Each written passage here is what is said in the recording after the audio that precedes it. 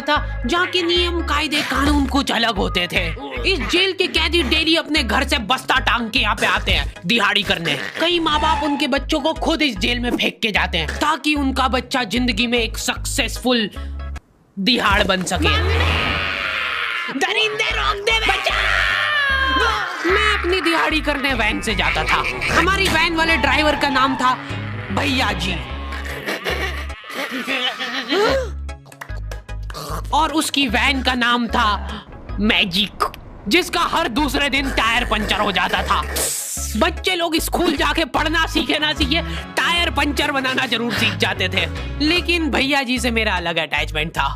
उनसे मेरे को दिल से नफरत थी। ये आदमी सुबह 5 बजे आके मेरे घर के सामने हॉर्न बजाता था। अरे भैयू, ओए भैयू, जल्दी से तैयार हो जा बेटा, 5 मिनट में निकलना है फटाफट। 9 बजे का स्कूल है यार हमारा।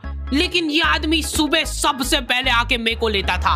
उसके बाद हम 3-4 घंटे पूरे शहर भ्रमण पे निकलते थे। शहर के पूरे आखिरी कोने से बच्चे ले लेके आता था ये आदमी।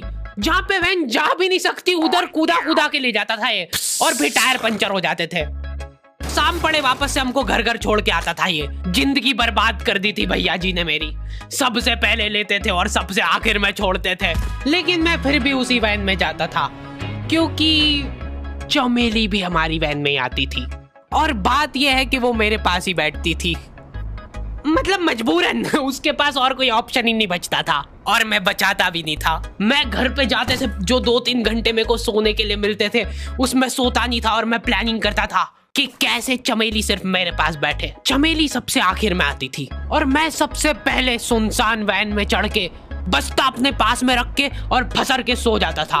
बाकी सारे बच्चे अपना बस्ता गोदी में रखते थे क्योंकि तुम्हारे बाप की वैन नहीं है, मतलब मेरे भी नहीं थी, पर मेरे ऊपर भैया जी को तरस आ जाता था कि बेचारा 5 बजे से आया है, तो वो सोने देते थे। अरे कैसे चला रहा है ये गाड़ी? रुक जा, गाड़ी चलाना नहीं आती क्या? देखो, आदमी इतना तभी चिढ़ता है जब उसकी जिंदगी में कोई लड़की ना हो। नहीं है ना? नहीं, मैं समझ सकता हूँ लड़की ना होने का दुख दर्द। मैं भी किसी जमाने में लड़कियों की तलाश में गली मोहल्ले भटकता था। फिर एक दिन मेरे पास से वो निकली। जैसे ही मैंने हैपन खोल के देखा उसकी आईडी मेरे फोन पे चमक रही थी।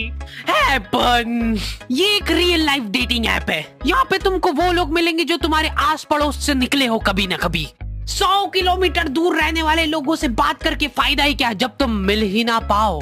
और अगर तुम्हारी घिनौनी शक्ल देख के यहाँ पे तुमसे कोई प्यार मोहब्बत नहीं भी करता है तो तुम फ्रेंडशिप तो कर ही सकते हो फिर भी। लेकिन मैं सोता नहीं था, मैं आंख बंद करके चमेली के घर का इंतजार करता था। तो क्योंकि चमेली आखिरी में आती थी तो वैन पूरी पैक पुक हो रखी होती थी, बच्चे बाहर उबल रहे होते थे और मैं अपना बस्ता पास में रख के एक्टिंग देखो एक्टिंग।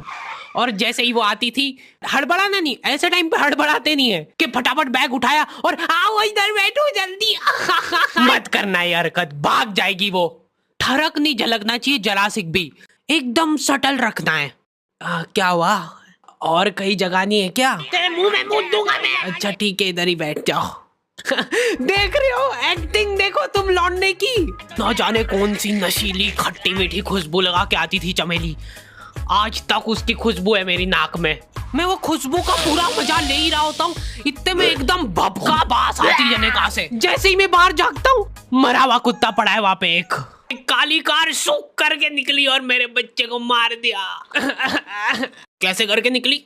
शुक। ऐसे नहीं निकली थी, मैं यहीं पे खड़ा था, वो कार आई थी और जैसे ही वो बच्चा नीचे आया तब वो खड़ा, वो बच्चा चिल्लाया और फिर कार शुक करके भाग गई। उधर कुछ बच्चे ऑटो रिक्शा से भी आते थे स्कूल। ऐसा लगता था कि पूरे स्कूल के बच्चे इस एक ऑटो रिक्शा में ठूस ठूस के ले जाता है वो। ये ऑटो वाले और भैया जी दोस्त थे और अब ये बीच सड़क पे रेसिंग लगवा रहे हैं। इनकी गाड़ियां उबला रही है बच्चों से, फिर भी नहीं मान रहे ये लोग। नहीं जीतूंगा। स्कूल जाके वो पीछे मुलट के देख रहा है तो एक बच्चा नहीं बचा उसके ऑटो रिक्शा में। हमारे भैया जी बेचारे पीछे से उनके गिरे हुए बच्चों को उठा उठा के ला रहे थे। ये सब हरकतें करके हम लोग जैसे तैसे कैद खाना पहुंच जाते हैं। सुबह 5 बजे से निकलने के बावजूद हम लोग लेट पहुंच रहे हैं वहाँ पे पहुंच के हमने देखा कि 4 लौंडे मरे हुए पड़े हैं जिनको डॉन ने मारा है। डॉन हमारे स्कूल की इंचार्ज थी। डॉन का कद छोटा था और पेट मोटा था। और आश्चर्य की बात यह है कि समय के साथ उसकी हाइट कम हो रही थी। मतलब बड़े नहीं बड़े वो चलता है एक बार को, पर इसकी कम हो रही थी। डॉन बहुत स्ट्रगल करके कार से स्कूल आती थी खड़े होके, क्योंकि बैठ जाए तो उसको सामने की सड़क नहीं दिखती थी। वो अलग बात है, खड़े होके भी पूरा नहीं दिखता था। हर रोज 2-4 कुत्ते कुचलते हुए आती थी वो। फिर मेरे को समझ आया कि रास्ते में जो कुत्ते दिखे थे वो डॉन इस कैद खाने में छत पे बैठी रहती थी स्नाइपर लेके। कोई भी कैदी कुछ गलत गतिविधि करता हुआ दिखता था तो वहीं पे, मैडम इनकी लाश का क्या करना है? अरे ये तो आपको पता ही है। कहाँ रह गए थे यार झमू दीदी? फटाफट ये खून वून साफ करो।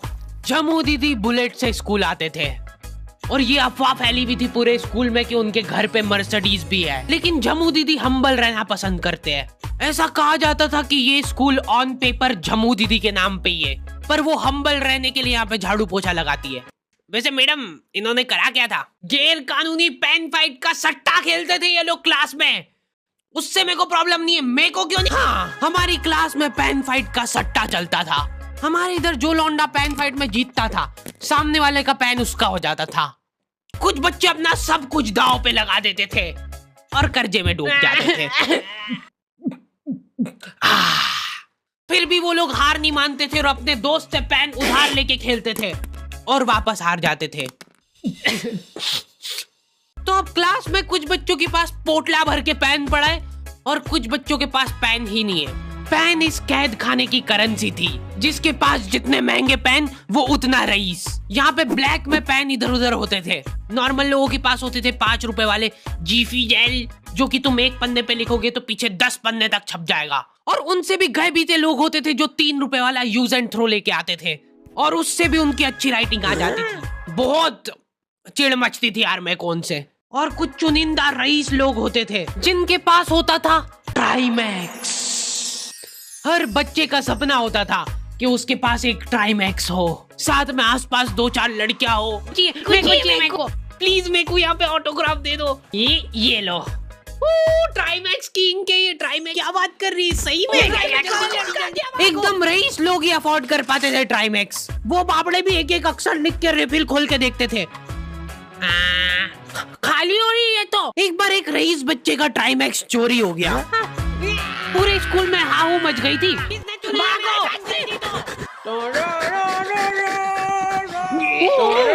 देखो, उस दिन हमको पता चला कि वो आदमी दौड़ भी सकता है। हमारे स्कूल में कुछ भी कांड हो रहा है ये आदमी सबसे पहले दौड़ के आएगा, पूरा बैग खोल चोर, और बच्चों के बैग चेक करेगा। स्कूल वालों को भी इसकी सैलरी देते वक्त सबसे ज्यादा आखरती है। सैलरी किस चीज की? इस आदमी की शक्ल देख के ऐसा लगता था कि ये स्पोर्ट्स की आड़ में वैन वालों के साथ मिलके बच्चों की स्मगलिंग करता है। इस महान आदमी का नाम था भूषण। इसने अपनी जांग पे टैटू करा रखा था, भू अलग जांग पे, सड़ अलग जांग पे। सर कल से खो खो खेलने के लिए कितनी बजे आना है? वो तो बैग चेक करा पहले तू। इन्होंने पूरे कैद खाने के कैदियों को लाइन से खड़ा कर दिया है। पेन हमारी क्लास के बच्चे का गुमा है और पूरे स्कूल में ढूंढ रहे हैं लोग। आखिरी में पता चलता है कि वो बच्चा घर पे भूल के आ गया था उसका पेन। सॉरी बेटा, एक फेट में मुंह देगा।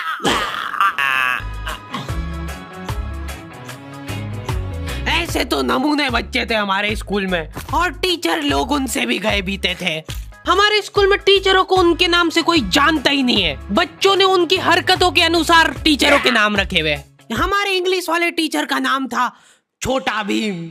इससे चिड़चिड़ा आदमी मैंने आज तक नहीं देखा। छोटा भीम की हॉबी थी लड़कों को कूटना। उस बेचारे की हाइट छोटी थी तो बच्चे के मुंह तक उसका हाथ ही नहीं पहुंचता था। बेचारा उचक उचक के मारता था, फिर भी कमर तक ही हाथ पहुंच पाता था उसका। एक पॉइंट पे मेरे को ऐसा लगने लग गया था कि उसको सैलरी लड़कों को कूटने की मिल रही है। कभी किसी बच्चे को बहुत ज्यादा मार दिया, घायल हो गया वो बेचारा, ये लो आपका extra bonus.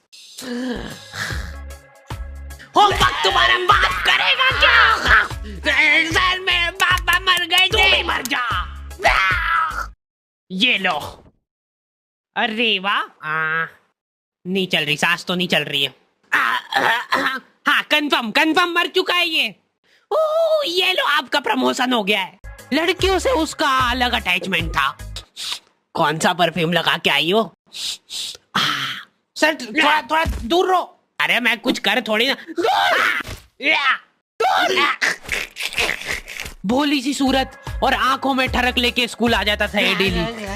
So this means that he will jump over it and then he started ये आदमी swimming. इंग्लिश को इंग्लिश में ही ट्रांसलेट करके चल जाता था हमारी नंगी आंखों के सामने। इधर वॉशरूम में मौत का नंगा नाच मचा रखा था लॉन्डो ने। 4 लॉन्डे दिन दिन भर वॉशरूम में जाके खड़े हैं, कुछ भी नहीं कर रहे वो लोग वहां जाके। उनको बस मन की शांति मिलती है वहां जाके। अगले दिन उन चारों ने प्लानिंग करी, कुछ तो प्रोडक्टिव करते यार वहां जाके। अगले दिन वो सब पानी की बोतल लेके गए। अब वो पानी पी पी के हाथों हाथ मूत रहे हैं। और ये टीचर लोगों को प्रॉब्लम क्या है, बच्चे अगर वॉशरूम जा रहे हैं तो एक गया है तो अभी दूसरा नहीं जा सकता है। क्यों? तुम्हारे घर की लेटरिन थोड़ी ना है वो कि एक टाइम पे एक जना यूज कर सकता है। मान लो वो 2 जने अगर वॉशरूम में मिल गए तो वो क्या कर लेंगे ज्यादा से ज्यादा?